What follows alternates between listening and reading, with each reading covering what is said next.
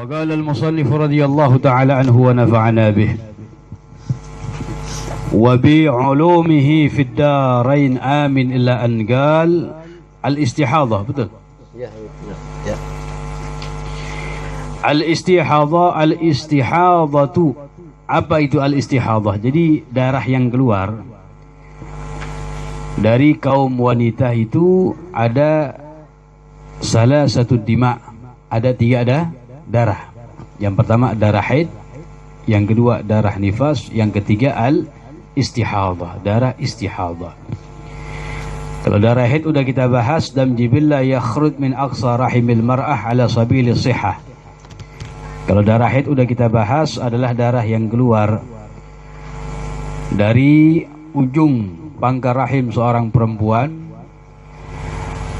ala sabili sihah, atas jalan yang sehat atau dalam keadaan sehat, itu keluar. Dam jibillah, darah tabiat yang keluar dari pangkal rahim seorang perempuan atas jalan yang sehat, bukan sebabnya penyakit. Kemudian yang kedua telah kita bahas an-nifas, darah nifas, adamul kharij aqibal wiladah, darah yang keluar setelah melahirkan, namanya nifas. Dan yang terakhir namanya damul istihadah. Apa itu al-istihadah? Ad-damu zaid ala aqsaril haid wan nifas. Jadi darah yang lebih hitungannya dari kebanyakan hari haid dan kebanyakan nifas. Kita balik kepada pelajaran yang lalu bahwasanya aksaru al-haid, paling lamanya waktu masa haid berapa hari? Paling lamanya 15 hari. Sehari semalam itu paling ringkasnya. Jadi ada nifas, darah yang lebih dari kebanyakan harinya haid. Perempuan mengeluarkan darah misalnya melebihi dari 15 hari. Berarti itu yang lebih adalah damul istihadah, darah penyakit. Bukan dikatakan haid lagi. Atau darah yang lebih dari kebanyakan waktu nifas. Nifas aktsaruhu, paling lamanya masa waktu nifas bagi seorang perempuan adalah berapa hari? 60 hari. Kalau melebihi daripada 60, maka waktu yang lebih itu adalah dikatakan darah istihadah, penyakit. Jadi definisinya apa? Ad-damuz zaid, darah yang lebih ala aksaril haid, dari kebanyakan waktunya haid dan kebanyakan waktunya nifas. Atau ada definisinya, mengatakan ulama, ad-damul kharij, darah yang keluar min ghairi ayyamil haid wan nifas, di bukan hari-hari haid dan di bukan hari-hari nifas. Nah, itu namanya darah istihadah, penyakit. Nah, hukumnya daripada perempuan yang terjangkit penyakit istihadah, nama orangnya mustahadah. Jadi seorang perempuan yang terjangkit penyakit istihadah, mengeluarkan darah di bukan hari-hari haid, di bukan hari-hari nifas. Ya. Sekarang kita berbicara al-khutwat, langkah-langkah. Al-khutwatu, langkah-langkah. Allati tattakhidhuha al-mustahadah, yang dilakukan kepada perempuan, yang dilakukan perempuan yang terjangkit istihadah. Idza aradatis salatu, apabila ingin melaksanakan, apabila ingin melaksanakan salat. Jadi apa yang dilakukan itu perempuan yang terjangkit penyakit istihadah? Jadi kalau istihadah itu wajib salat, wajib puasa Ramadan. Cuma kalau mau salatnya gimana? Kan darahnya keluar. Ini hukumnya sama percis seperti orang yang salisul baul, yang beser. Tahu salisul baul? Beser itu, yaitu keluar air kencing tanpa keinginannya. Klepnya udah dol namanya tuh ya. Ngetes, nggak mau kencing. Ya, tapi biasanya itu orang tua, ya. Ada penyakit namanya salisul baul.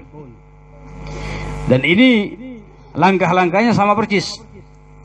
yang mesti dilakukan orang yang istihadah, perempuan yang mustahadah yang terjangkit penyakit istihadah, dan orang yang terjangkit penyakit salisul baul. Ketika akan melaksanakan sholat harus melaksanakan langkah-langkahnya. Enggak sama seperti orang yang biasa, yang sehat, tidak.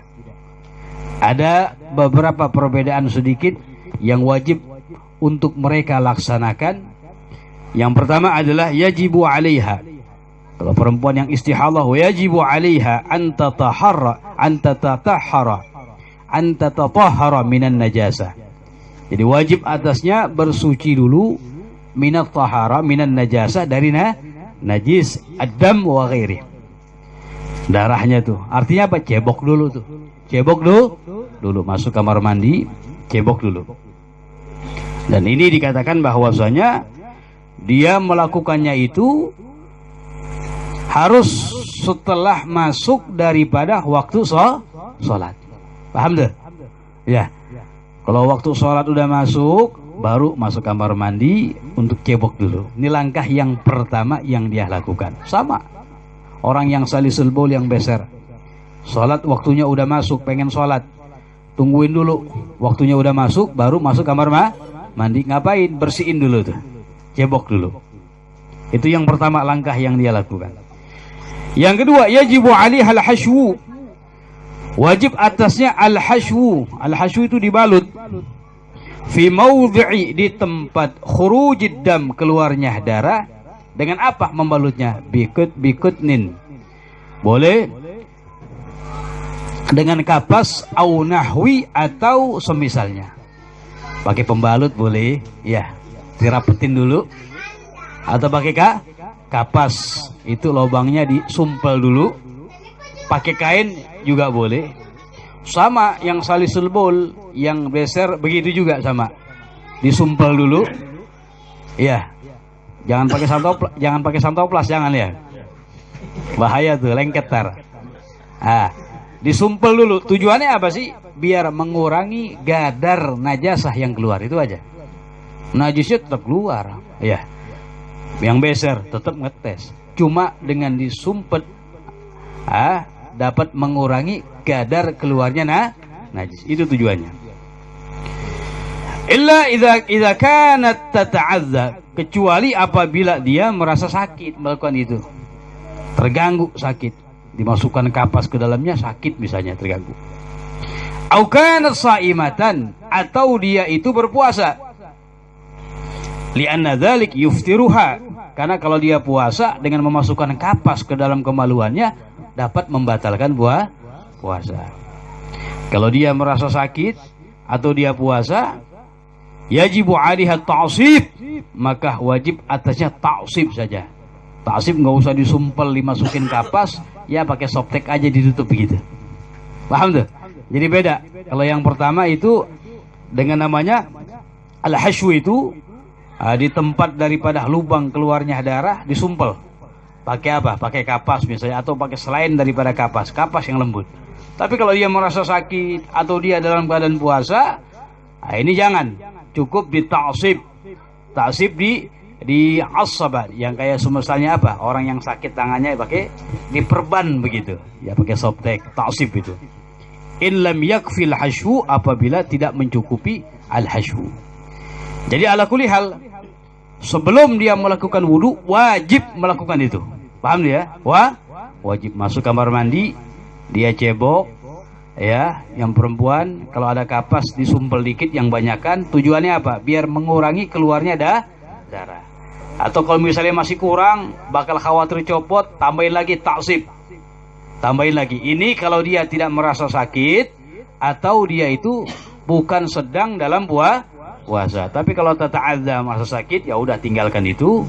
Cukup ditaksib aja, ya. Taruh kayak softtek itu, ya. Karena nggak merasa sakit. Atau kalau dia puasa, taruh juga kayak softtek saja. Itu langkah yang kedua. Jelas ya? Jadi nggak boleh tuh, nggak boleh. Kalau misalnya bisa dimasukkan kapas sedikit, dia nggak merasa sakit dan dia tidak puasa, cuma pakai softtek doang, kurang. Ya. Karena lubangnya itu ditutupin dikit, gadar, biar mengurangi gadar keluarnya darah begitu. Yang ketiga yang dia lakukan, yajibu alihal mubadaratu ba'da dzalik. Wajib atasnya al-mubadarah, bersegera. Ba'da dzalik, setelah hal demikian, setelah itu, setelah yang tadi itu bersihkan, kemudian disumpel. Apa segera? Bil wudu, untuk melaksanakan wudu. Langsung wudu tuh. Wa syartuh, dan syarat wudunya. Dan syarat wudunya ayakuna ba'da dukhulil waqti, setelah masuknya waktu salat. Tadi telah dikatakan tuh, dia melakukannya itu waktu salat udah masuk. Wal mualatu fihi, dan syarat wudunya harus mualah, bersambungan. Ini di sini bukan hanya wudunya aja yang mesti langsung bersambungan. Tadi yang pertama kali, dari mulai ceboknya, menyumpelnya, wudunya, dan sholatnya, ini harus bersambungan. Nggak boleh dipisah dengan waktu yang lama. Habis wudu misalnya nongkrong dulu, makan misalnya, ya makan nasi dulu, nggak boleh itu. Habis wudu nggak langsung sholat, ngobrol dulu. Ini memutus. Al-mualah, harus bersambungan. Melakukan yang tadi harus bersambungan. Yang keempat, makanya jadi kita katakan yang keempat, yajibu alihal mubadaratu ila shalah, wajib atasnya al-mubadarah, bersegera ila shalah, kepada shalah, melaksanakan salat. Tuh ya. Fala yajuzu ta'khiruha, nggak boleh mengakhirkan salat. Jadi habis kelar wudu langsung salat. Nggak boleh melakukan suatu maslahat yang bukan dari maslahat salat. Kayak habis wudu makan dulu, ngobrol dulu, ya. Ini nggak boleh, ini membatalkan. Kalau dia melakukan itu harus diulang dari pertama lagi. Jadi mualah ini wajib. Illa idza kana ta'khir, kecuali apabila ada pengakhiran itu limaslahatis shalah, karena maslahat salat. Kalau ada pengakhirannya setelah wudu nggak langsung salat, tapi pengakhirannya dari maslahat salat. Seperti apa? Ka ijabati muadzin, menjawab azan. Dia udah melakukan, ada kadang-kadang yang azan telat, betul? Ya. Dia udah masuk waktu, yakin, masuk kamar mandi, cebok, disumpel, dia wudu. Wah, ternyata azan habis itu. Ya. Nggak langsung salat. Jawab azan dulu nggak apa-apa. Karena jawab azan dari termasuk maslahat salat. Wa nafilati qabliyah, dan juga termasuk maslahat salat adalah mengerjakan salat sunnah. Nah, salat sunnah qabliyah. Sebelum mengerjakan salat wajib, salat sunnah dulu, nggak apa-apa. Ya. Kemudian wantidhari jama'atin, dan menunggu jamaah. Ya. Jadi itu semuanya penungguan dari maslahat salat. Jadi setelah dia berwudu langsung salat. Kecuali ini enggak langsungnya sebab dari maslahat salat. Apa masalah salat? Jawab azan. Salat qabliyah sebelumnya. Kemudian menunggu jamaah. Tapi kalau makan, habis wudu dia makan, masalah salat bukan tuh? Bukan. Ya.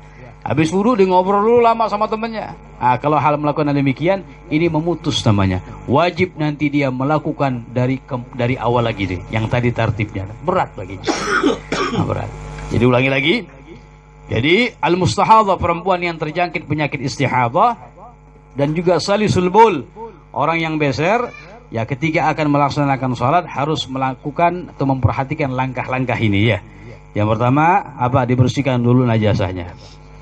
Ya, yang niat masuk kamar mandi dah setelah masuk waktu sholat. Kemudian setelah dia cebok, disumpel. Ya, kalau perempuan ini bukan orang yang sedang puasa atau dia tidak merasakan sakit. Nah, sumpel tuh, masukin daripada kapas. Ya bukan dalam-dalam juga. Ini tujuannya apa? Mengurangi kadar darah yang keluar. Kalau misalnya masih butuh dengan ditaksib kayak softtek pakai. Tapi kalau dia puasa, dia sakit disumpel dimasukkan, ya cukup dengan softtek aja. Ya. Kemudian langkah yang ketiga adalah bersegera melaksanakan wudu. Segera melaksanakan wudu. Dan syaratnya terus setelah masuknya waktu wudunya. Dan ingat, niat wudunya ini bukan raf'ul hadas. Niat wudunya tidak mengangkat hadas, karena hadasnya daim, nggak terangkat. Apa niatnya yang dia lakukan selain niat mengangkat hadas? Nawaitu fardul wudu boleh. Atau niatnya misalnya nawaitu thahara lis-shalah, boleh. Atau niatnya adalah nawaitul wudu listibahati fardhu shalah, boleh. Jadi yang enggak boleh niat mengangkat hadas. Kenapa? Karena hadasnya la yartafi, tidak terangkat. Kan terus keluar tuh. Ya, tidak terangkat. Kemudian setelah kelar berwudu langsung melaksanakan yang namanya salat. Enggak boleh ditunda-tunda. Kecuali menundanya dari maslahat salat, seperti jawab azan, mengerjakan salat qabliyah, dan menunggu daripada jamaah itu ya. Itu harus diperhatikan begitu. Kalau dia melanggar dari syarat ketentuan yang tadi, maka tidak sah, harus diulang dari awal, berat baginya ya.